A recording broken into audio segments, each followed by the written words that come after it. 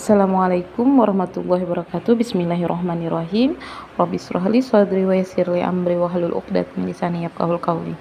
Nah, untuk pelajaran matematika hari ini Ibu akan latihan soal ya. Karena kemarin sudah Ibu jelaskan yang bagian C, D, E, F yaitu mengubah pecahan biasa menjadi persen, mengubah pecahan persen menjadi pecahan biasa, mengubah pecahan desimal ke bentuk persen, dan mengubah persen ke bentuk desimal. Nah, di sini Ibu akan mengambil latihan bagian 3, 4, 5, 6 dari penjelasan Ibu kemarin. Nah, tapi di sini untuk A dan B, A dan B, A dan B, A dan B ini akan Ibu contohkan ya. Nanti soalnya akan Ibu fotokan ya. Untuk penjelasan bagian 3, untuk latihan soal nomor 3, Ibu jelaskan bagian A 1/2. Nah, di sini kan mengubah pecahan biasa ke bentuk persen. Untuk mengubah persen berarti kita mengubah penyebut ini menjadi penyebut 100. Nah, perhatikan contoh yang akan Ibu jelaskan. 1/2 di sini berarti kita kalikan menjadi pengali berapa supaya mendapatkan penyebut hasilnya 100, yaitu 2 dikali 5, 50. Karena penyebutnya dikali 50, maka pembilangnya yang di atas 1 ini juga dikali 5, 50. Maka jadinya 50/100. 50/100 sama saja dengan 50%. Nah, untuk bagian yang B nomor 3, 3/4. Jadi 3/4 ini dikalikan dengan bilangan berapa supaya penyebutnya 100, yaitu 4 dikali 25. Karena di bawah dikali 25 berarti di atas juga dikali 25. 3 kali 25 sama dengan 75. 75/100 berarti 75%. Nah, seperti itu untuk mengerjakan bagian nomor 3. Nomor 4. Ubahlah bentuk persen berikut menjadi pecahan biasa. Berarti kalau mengubah persen ke pecahan biasa, berarti persen ini ke penyebutnya berarti 100 dulu ya. Berarti lalu nanti kita sederhanakan. Nah, perhatikan contoh. 15/100 sama saja dengan 15% sama saja dengan 15/100. Ya. Nah, 15/100 ini bisa disederhanakan lagi. Berarti bisa disederhanakan itu berarti dibagi berapa? Ya. Sederhanakan bisa dibagi berapa? Nah, kalau bagian atas ini 15 ini bisa dibagi 3 ya, tapi 100 ini tidak bisa dibagi 3. Nah, bisa dibagi 2 atau bisa dibagi 5 ya. 15 ini bisa dibagi 5. Ya, coba kita bagi 5, 100 juga bisa dibagi 5 ya. 15 dibagi 5.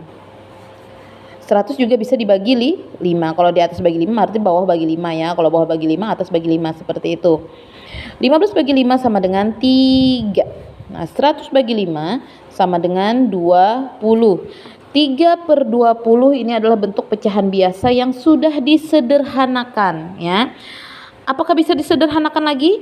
3 ini hanya bisa dibagi 3 ya. Hanya bisa dibagi bilangan 3. Sedangkan 20 tidak bisa dibagi 3. Berarti habis. Nah, berarti yang B nomor 4, 8% sama saja dengan 8/100. Apakah bisa disederhanakan lagi? Iya, bisa disederhanakan. 100 bisa dibagi dengan 2 ya. 8 juga bisa dibagi 2. 8 bisa dibagi 4 enggak? Supaya lebih cepat kita pembaginya ya. Atau misalkan boleh anak ibu misalkan 8 bagi 2, misalkan hasilnya 4, baru nanti dibagi 2 lagi, boleh misalkan seperti itu ya. Kalau misalkan langsung Bu boleh 8 bagi 4 ya, 100 karena 100 juga bisa dibagi 4. Iya. 8 bagi 4, 100 juga bisa dibagi 4. Kita dapatkan, ayo kita tentukan hasilnya. Nanti kalau misalkan bisa disederhanakan lagi, kita sederhanakan lagi ya. 8 bagi 4 sama dengan 2. 100 bagi 4 sama saja hasilnya dengan 25 ya. Nah, apakah ini bisa disederhanakan lagi? 2 ini bisa dibagi 2 ya, sedangkan 25 tidak bisa dibagi 2, berarti habis. Nah, sampai di sini pecahan biasa yang sudah disederhanakan. Nah, untuk nomor 5, di sini ubahlah pecahan desimal ini ke bentuk persen. Berarti kita ubah nanti ke penyebut menjadi 100 ya.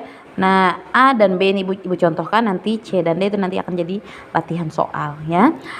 0,4 dan 0,21.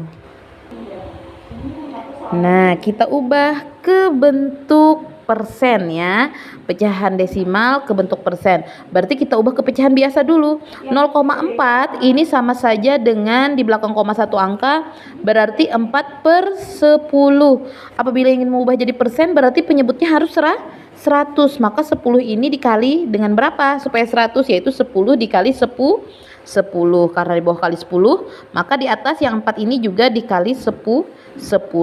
Yang hasilnya adalah 4 kali 10 40, 10 kali 10 100. Maka hasilnya adalah 40%. Nah, B 0,21.